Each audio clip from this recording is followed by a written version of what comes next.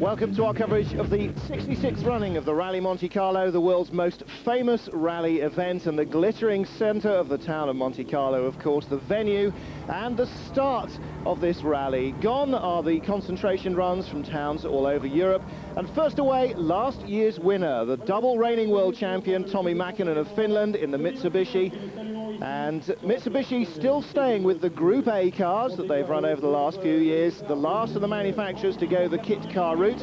He's waved away by Prince Albert of Monaco, starting all the drivers. I'm Martin Haven. This is our roundup of the first event of the 1998 World Rally Championship. At 3, Colin McRae, the 95 world champion, still the star in the 555 Subaru camp. And the Briton already finding the pressure being applied not just from outside the team but also from his Italian teammate Piero Liati, who we saw there. Winner of the event in '97, Carlos Sainz, back with Toyota, the team with which he won the World Championship in 1990 and 1992. Won this event in 91 and 95. And Carlos Sainz very much a man to watch. So too is his Toyota Corolla teammate Didier Auriol. He started at number 6 and has won the Monte in 90, 92 and 93. Juha Kankkunen, 4 times a world champion, now with Sainz's change of teams to from Ford to Toyota. He is the star turn in the new-look Valvoline Ford Escorts. Juha Kankkunen's best finish in the Monte, 2nd in 94 and back in 87. Francois Delacour really made his name in World Rally Championship terms on the Monte. Started at 14th in his 306 Maxi Peugeot. His teammate Gilles Panizzi we saw there as well, undoubtedly looking to set a fast time or two himself. Day 1 from Monaco to Gap, 120 kilometres and 6 stages. The first of those, 14.64 kilometres, Lucéram to Peracava. Tyre choice critical. Didier Auriol, the only driver to choose wet tyres, and as a result he was very quick.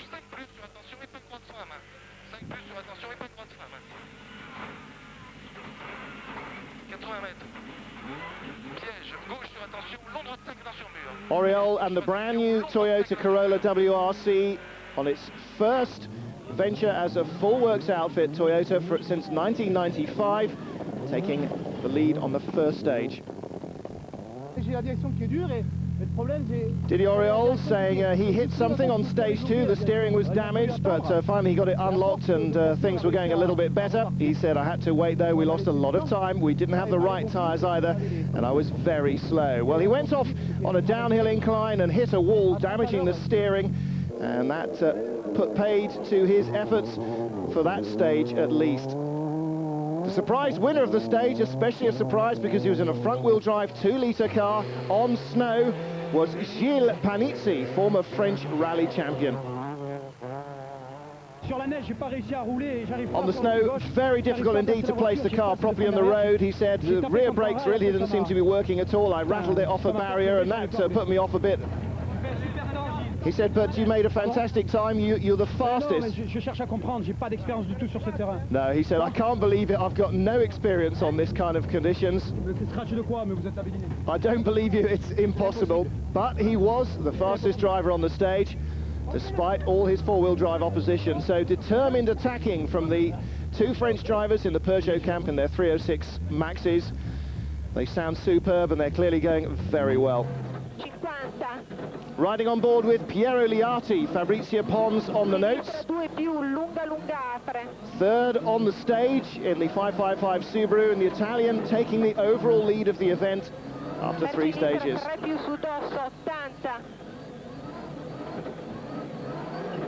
So far we've had 3 different winners on the stages. Didier Auriol on the first, Panizzi on the second, Liati on the third. But that was not to continue because on the 4th special stage, Tommi Mäkinen started to dominate the event. The Mitsubishi driver, despite pneumonia, as he had on the RAC Rally, the last event of the 97 season, was in top form. He won stages 3, 4, 5 and 6. By the end of the first day, he built an impressive lead, based largely on a good tyre choice selection. He gambled on the final stage, gaining 45 seconds on racing tyres before the roads iced up. Everybody else was on studs. Carlos Sainz here in the Toyota, 2nd overall on the stage, a minute and 8 seconds behind at the end of the day. No stage wins for him. Pierre Eliarty with that one stage win, third overall, a minute and 18 seconds behind the leader at the end of the first day. Richard Burns in the Mitsubishi, fourth overall. 20, K right plus long and K right. And oh dear, Richard, as Robert Reid reads the notes, they find a patch of ice that perhaps had eluded the ice note crews. Richard Burns has to turn the Charisma GT round, and away they go. But the gangly man from Reading was in fourth place overall, ahead of his former teammate when he was at Subaru, Colin McRae. McRae, fifth overall, a minute and 50 seconds behind. The Subaru's Pirelli tyres not working well in the colder conditions, particularly on the snowy stages. On tarmac and dry tarmac they were quick, but there wasn't enough of it to make a difference. Juha Kankkunen had problems in the new look Ford, sixth overall at the end of the first stage. Not good news for the quadruple world champ. 50. Well, the Valvoline Escorts in their new livery also carried allegiance during the event to Roger Clark, who had sadly died just before the start of the event. Clark, of course, made his name with Ford in the 70s, and their feelings, their thoughts, I'm sure, at the beginning of the event, like the rest of the rallying world, with Roger's widow Gu and his sons Matt and Ollie. Juha Kankkunen and his co-driver Juha Repo showing us here their class on the tight Monte stages.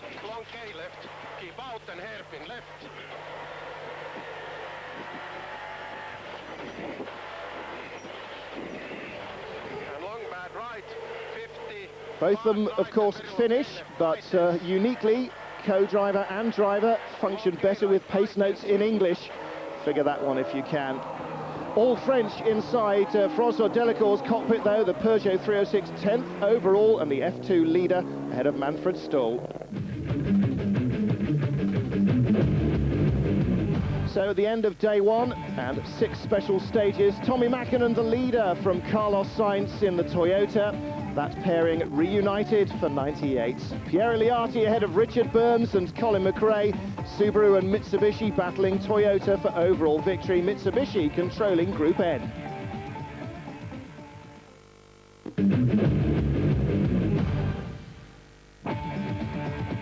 Day 2 from Gap to Monaco of the Monte Carlo Rally. 7 special stages, 148 kilometres. And the overnight leader, Tommi Mäkinen, was not to continue long in the lead. He crashed out 7 kilometres into the first stage of the second day and was forced to retire. He hit a railing on a bridge, dropped into a gully, fortunately with very little water in it. The crew were unharmed, but the car was out of the event. Stage partly under snow, and Mäkinen just lost it. Dramatic pictures. I think we had a little bit two kind of information. Our own information a bit earlier in the morning from our ice note crew, and then we got some final information from Michelin, and was a bit wrong, also a bit wrong tire choice with us, and some left right which was a bit more slippy and narrow place, and just slide off, and we hit the front the wall and we dropped down 10 meters. So dramatic exit for the former leader, and inheriting that lead with a victory on a stage for the first time ever in a Corolla. It's Carlos Sainz and Toyota taking control of the event. Well, it was difficult tire choice. I think we took it correctly, and it was full of snow and everything worked okay for us, and Tommy went off the road, but again, it's still anything can happen in this valley. Conditions are very difficult at the moment. Very difficult indeed. The stage was wet at the start. It had light snow and then ice that the note crews had not picked up on their earlier runs through.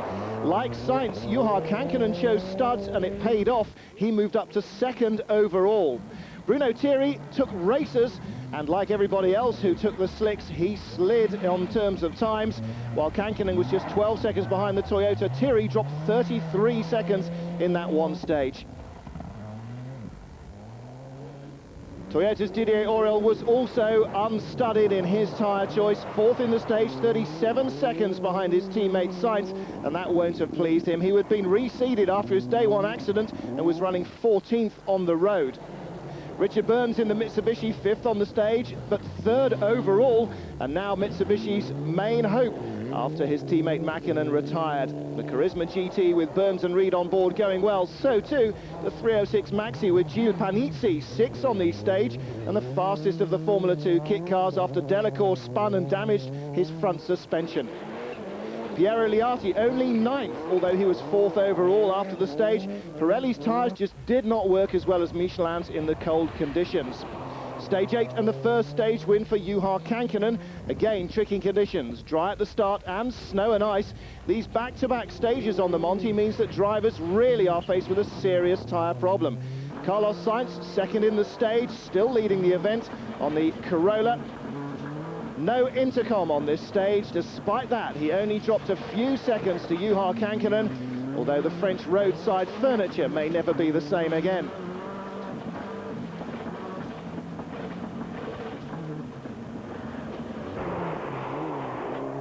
Richard Burns holding on to 3rd overall, the youngster from Reading and his Scottish co-driver performing superbly.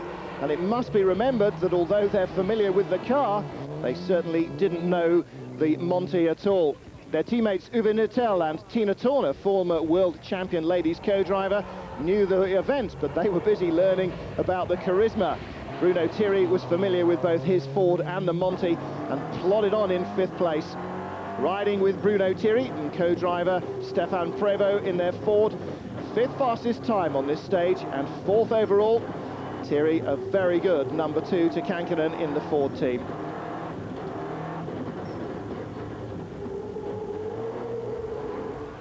Piero Liatti, the Italian in the Subaru, 8th on the stage. Despite rolling twice, he only dropped 1 minute and 5 seconds to the fastest man.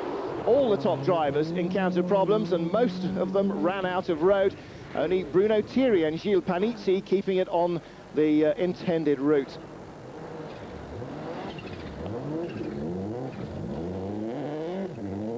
Again, a stage that started dry in the foothills and got snowy further up into the mountains.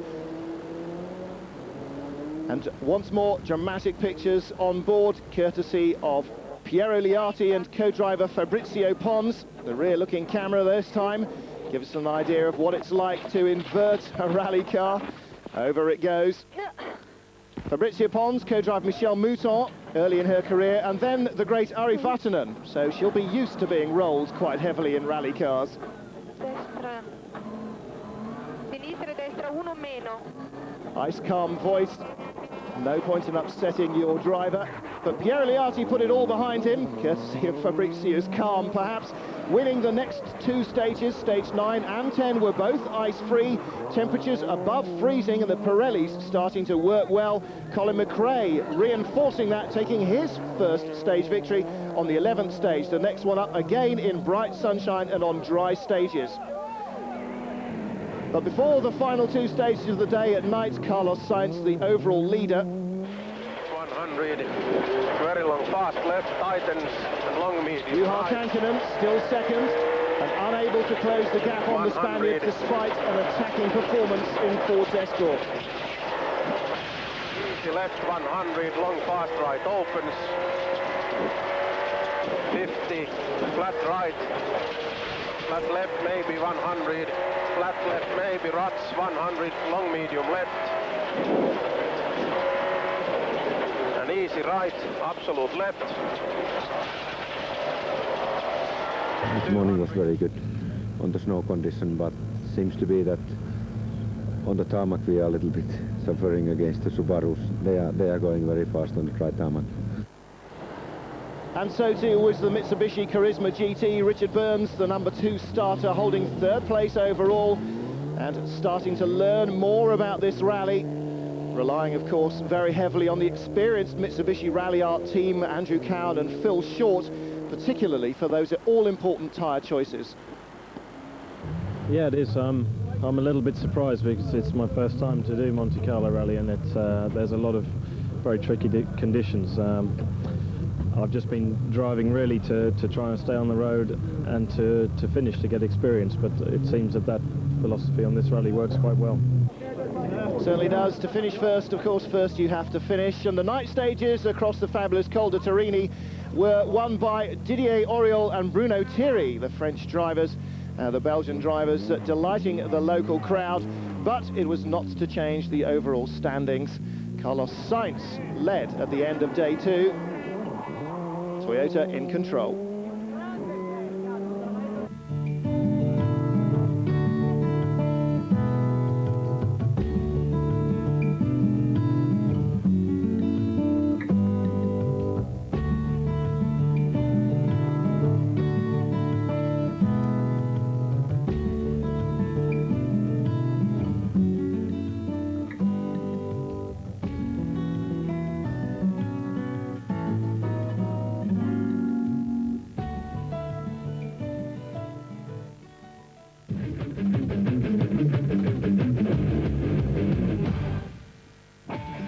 So Carlos Sainz and Toyota finishing day 2 of the 98 Monte at the top of the timesheets. Juha Kankkunen trying to close but failing, and Richard Burns putting in a storming drive to hold off a former world champion and his Subaru teammate McRae and Liati 4th and 5th.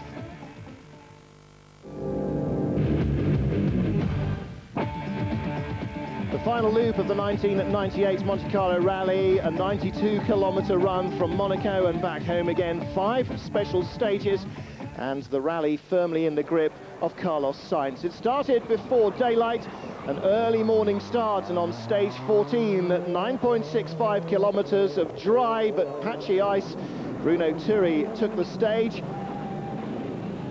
Ford driver still in 6th position. Didier Auriol was second, 0.4 of a second behind, but he was 15th overnight.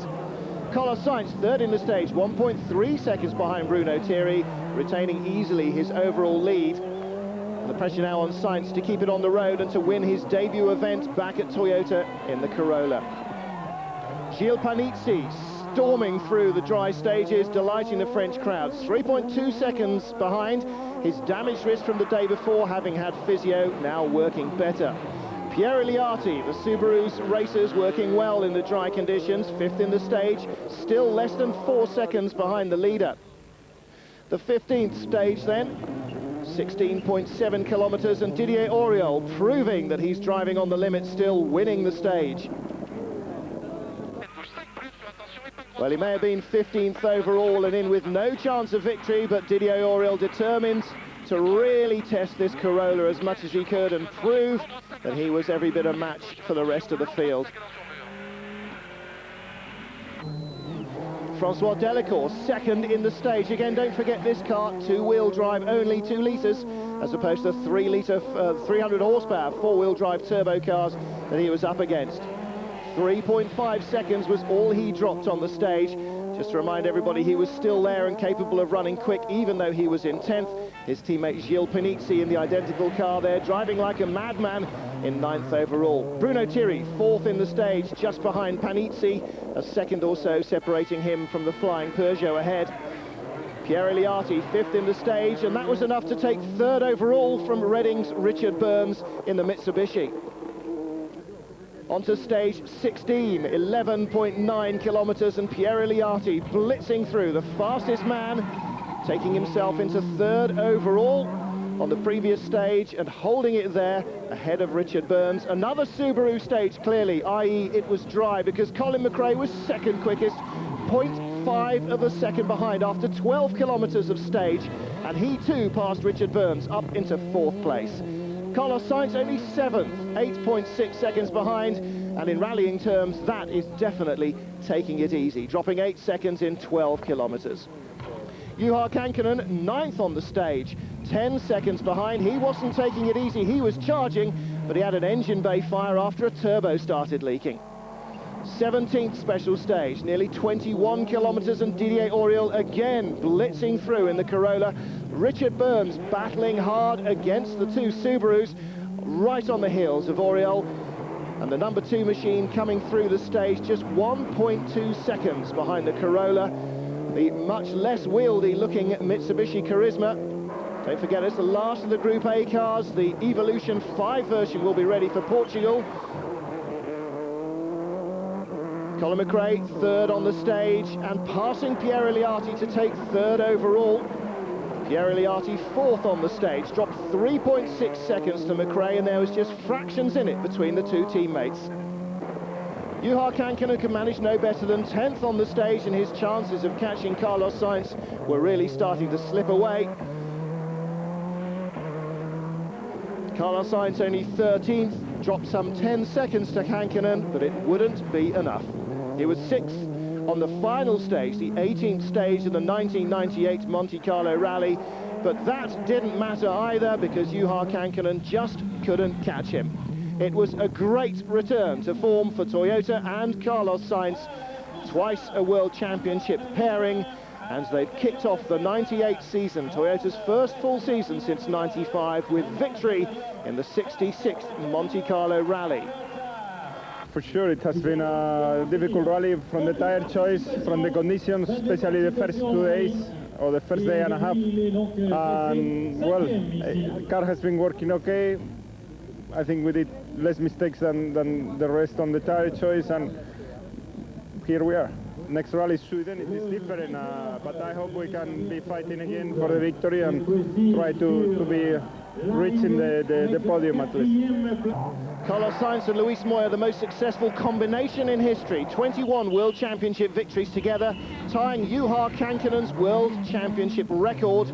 He was only second on the Monte, 40 seconds behind, but a great start to his season with Ford. It was a good start for the season, I must say that. In this rally, which one is, I think, the one of the most difficult ones in the championship. So I'm very satisfied with the second place. Stage victory on the final of the 18 tests for our Colin. Mr. McRae and the Subaru blitzing through, coming in home 1 minute and 1 second in arrears in third place. We were hoping for victory. There was no reason why we couldn't win here. We just had a problem with the tyres on the snow. If the rally had been dry like this the whole way, then I'm sure we would have won. Pierre Eliatti took fourth overall, a good result in the end for Subaru, but Pirelli will need to look at their snow tyres for the 98 Monte Carlo rally.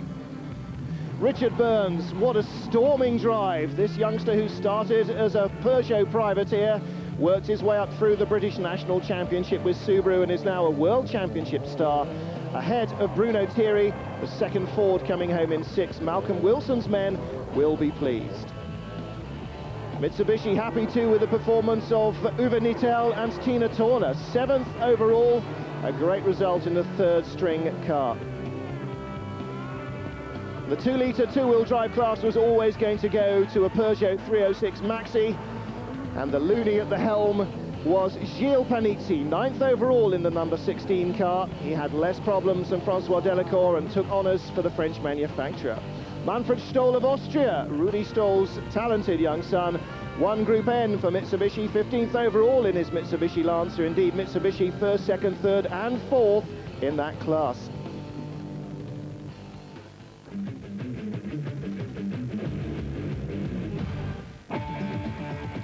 So this is how they finished. The top 6, of course, scoring World Championship points. Sainz, Kankkunen and McRae. The top 3 from Liatti, Burns and Thierry, all points scorers, opening their act very nicely indeed. And the next round of the championship, the Swedish rally, and it should hopefully be snowy. Last year it was a little dry. February the 5th to the 8th, again, nightly reports on Eurosport and a roundup at the end of the event with all the action and the drivers' comments. Join us throughout 1998 here on Eurosport for the best coverage of the World Rally Championship and much, much more. Until next time out, it's Martin Haven wishing you bye-bye.